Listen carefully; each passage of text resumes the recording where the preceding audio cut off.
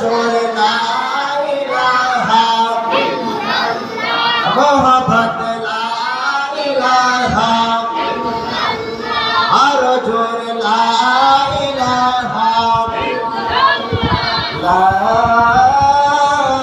ইলাহা ইল্লাল্লাহ মুহাম্মাদুর রাসূলুল্লাহ সকল পড়ুন সাল্লাল্লাহু তাআলা আলাইহি ওয়াসাল্লাম সকল পড়ে আলহামদুলিল্লাহ। উপস্থিত আজকের শরীফ বাইতুল আমার দরবার শরীফের সম্মানিত ভক্ত আশিক বিন্দু, উপস্থিত দরবার শরীফের মাহফিল ওরস উদযাপন কমিটি, উপস্থিত দরবার শরীফের সম্মানিত সাহেব জনগণ, আল্লাহ সুবহানাহু ওয়া তাআলার দরবারে লাখ কোটি গুণ শুকরিয়া সেজদা আদায় করি, যিনি এমন একটি সুন্দর মুহূর্তে রবিউল সানি মাসের শেষ সময়ে আমাদের সকলকে আজকে পবিত্র ওরস মুবারকে আসার, বসার, কিছু কথা শোনার এবং যারা সুযোগ ভিক্ষা দান করেছেন এজন্য সকল পড়ে আলহামদুলিল্লাহ। আজকে যদি এই এলাকা আল্লাহর মহান ওলি যদি না আসতো, আল্লাহর মহান ওলি যদি এই জায়গায় শায়িত না হতে, এই জায়গার মানুষরা আজকে এই তরিকতের জিকির, রাসূল পাকের দরুদ শরীফ, মিলাদ শরীফ, কিয়াম শরীফ, আউলিয়া কেরামের এই নিসবতের বর্ণনা, আলেমদের এই মোহব্বত, আলেমদের কথা বলার জায়গা কিছুই হতো না। কথা বলো ঠিক কিনা?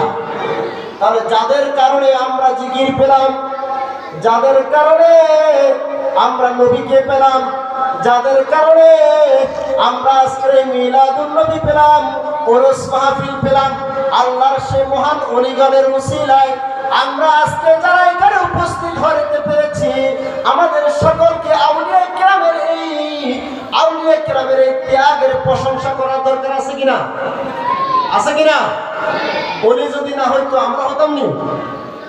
শাহজালাল যদি না আসতো এই বাংলার জমিনে, আজও আমরা অনেকে হিন্দু থেকে যেতাম। কথা বলুন ঠিক কিনা? আমার খাজা মঈনুদ্দিন যদি না আসতো এই ভারতীয় উপমহাদেশের মধ্যে অনেকে আজকে ইসলাম পেত না। কথা বলুন ঠিক কিনা? এই জমিনে, এই সামান্য জমিনে আল্লাহর এতগুলো বান্দার মধ্য থেকে আল্লাহর মহান ওলি এই জায়গার মধ্যে শায়িত আছেন। এই আল্লাহর ওলি শায়িত থাকার কারণে আজকে এই প্রেমের বাজার তৈরি হতে পেরে আমরা সকলে আসার সুযোগ হয়েছে। এজন্য আমরা কি বেশি বেশি আল্লাহর প্রশংসা করার দরকার আছে কিনা? আছে কিনা?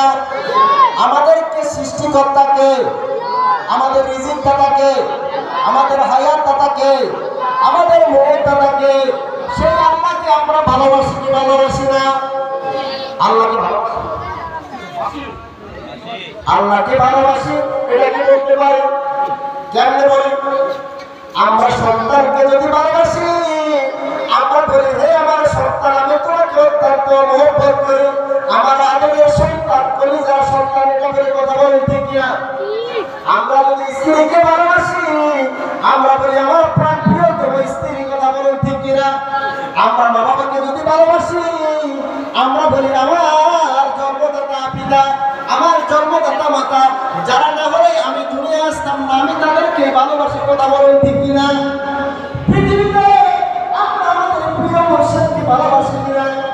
পৃথিবীতে সব ভালোবাসার কথা প্রকাশ করা হয়, কিন্তু আল্লাহকে ভালোবাসি এই কথা কিভাবে বলবো? কবির ভাষায় কবি বলতেছেন কিভাবে? এত সুন্দর তুমি আল্লাহ, কি করে বুঝাই ভগবান, কোন ভাষা পাই না খুঁজে তোমার তুলনা তুমি। সুবহানাল্লাহ। আর কবি বলেন আল্লাহ এত সুন্দর, আমরা ফুলের সৌন্দর্য বলে এই ফুলটা এত সুন্দর। আমাদের পাশে গোলাপ গ্রাম আছে কি নাই? আমরা গোলাপের সৌন্দর্য গানের সাথে তুলনা করি, রজনীগন্ধার সাথে তুলনা করি, ফুলের সাথে তুলনা করি কিনা? আমরা মানুষের সৌন্দর্য তুলনা করি, আমরা বাড়ির সৌন্দর্য তুলনা করি, আমরা আল্লাহর সৃষ্টি জগতের মধ্যে বিভিন্ন জিনিস একটির সাথে অপরটির তুলনা করি কিনা। কিন্তু কবি বলেন পৃথিবীর সব কিছুর সাথে তুলনা হয়, কিন্তু আল্লাহর সাথে কারো তুলনা হয় না। জোরে বলে সুবহানাল্লাহ। আল্লাহ বলেন আমি এই পৃথিবী সাজিয়েছি, আসমান জমিন চন্দ্র সূর্য সাজিয়েছি, এই লৌহ কালাম সাজিয়েছি, যত কিছু সাজিয়েছি সব